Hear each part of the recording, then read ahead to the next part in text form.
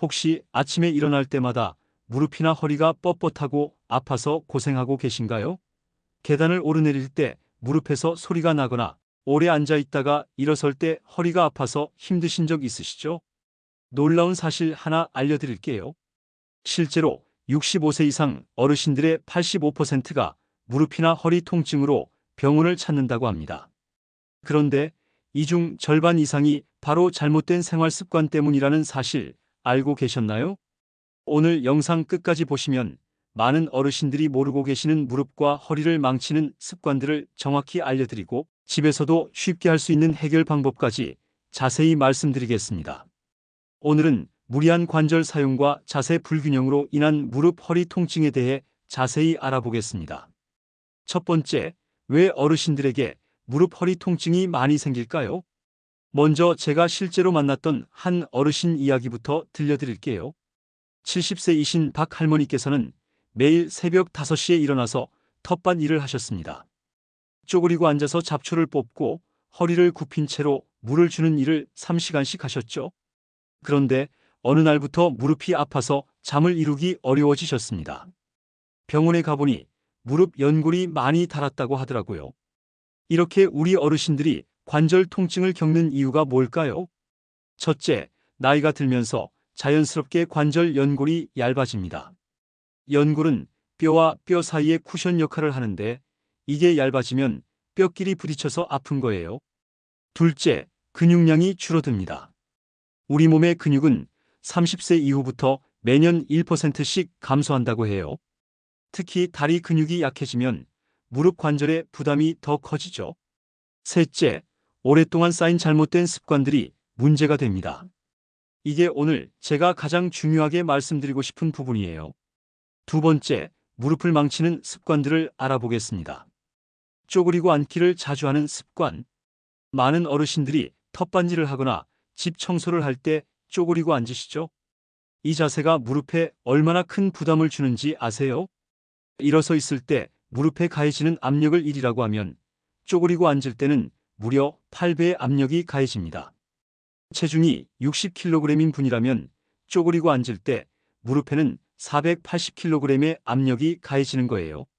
실제로 제가 아는 한 어르신께서는 매일 20분씩 쪼그리고 앉아서 빨래를 하셨는데 3개월 만에 무릎 통증이 심해져서 수술까지 받게 되셨어요.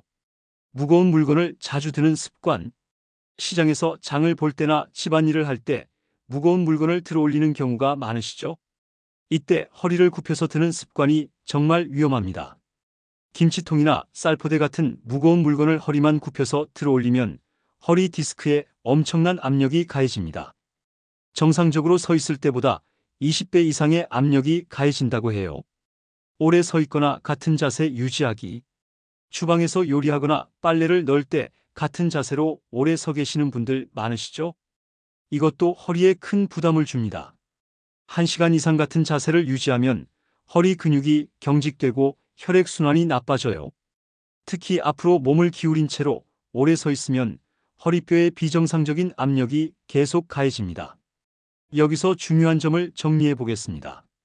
무릎과 허리 통증의 가장 큰 원인은 바로 무리한 관절 사용과 잘못된 자세입니다. 세 번째, 자세 불균형이 만드는 악순환을 말씀드리겠습니다. 앞으로 굽은 등과 목. 요즘 어르신들도 스마트폰을 많이 사용하시죠?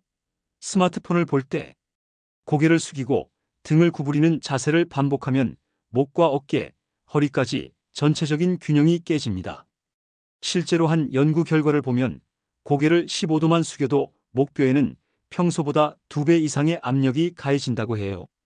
60도 정도 숙이면 무려 6배의 압력이 가해지고요. 한쪽으로 기우는 습관. TV를 볼 때나 이야기할 때 한쪽으로 몸을 기울이는 습관 있으시죠? 이런 습관이 쌓이면 척추가 옆으로 휘는 측만증이 생길 수 있어요. 제가 아는 한 어르신께서는 항상 오른쪽으로 기대서 TV를 보는 습관이 있으셨는데 나중에 허리 한쪽만 아프다고 하시더라고요. 검사해보니 척추가 한쪽으로 휘어 있었습니다. 다리 꼬고 앉기. 의자에 앉을 때 다리를 꼬고 앉는 습관도 좋지 않습니다. 다리를 꼬면 골반이 틀어지고 이것이 허리와 무릎에까지 영향을 줘요. 이런 자세 불균형들이 왜 문제가 될까요? 우리 몸은 하나로 연결되어 있어서 한 부분이 틀어지면 다른 부분에서 이를 보상하려고 합니다. 그런데 이 보상작용이 계속되면 전체적인 균형이 깨져서 여러 곳이 동시에 아파지게 되는 거예요. 네 번째, 집에서 할 수 있는 해결 방법들을 알려드리겠습니다. 올바른 생활 습관 만들기. 먼저 쪼그리고 앉는 대신 작은 의자나 방석을 이용하세요. 텃밭일을 할 때도 낮은 의자에 앉아서 하시면 무릎에 가는 부담을 크게 줄일 수 있습니다. 무거운 물건을 들 때는 반드시 무릎을 굽히고 등을 곧게 펴서 들어 올리세요. 허리만 굽히지 마시고 다리 힘을 이용하는 게 중요해요. 같은 자세로 오래 서 있어야 할 때는 30분마다 한 번씩 자세를 바꾸고 간단한 스트레칭을 해주세요. 간단한 운동법. 무릎 강화 운동부터 알려드릴게요. 의자에 앉아서 한쪽 다리를 천천히 펴주는 운동이에요. 5초간 유지하고 내리기를 10번씩 양쪽 다리 모두 해주세요. 이 운동은 허벅지 앞쪽 근육을 강화해서 무릎을 보호해줍니다. 허리 운동으로는 누워서 하는 운동이 좋아요. 바닥에 누워서 무릎을 가슴 쪽으로 끌어안는 운동을 해보세요. 20초간 유지하고 5번 반복하면 허리 근육의 긴장을 풀어줍니다. 목과 어깨 운동으로는 고개를 천천히 좌우로 돌리고 위아래로 끄덕이는 운동을 해보세요. 각 방향으로 5초씩 유지하면서 5번씩 반복하면 됩니다. 올바른 자세 유지법. 앉을 때는 등받이에 등을 붙이고 발바닥 전체를 바닥에 붙이세요. 무릎과 엉덩이 관절이 90도가 되도록 앉는 게 가장 좋습니다. 서 있을 때는 어깨를 뒤로 젖히고 가슴을 펴세요. 머리는 하늘로 끌어올린다는 느낌으로 목을 곧게 세우고요. 잘 때는 옆으로 누워서 다리 사이에 베개를 끼우고 자면 척추가 일직선을 유지할 수 있어요.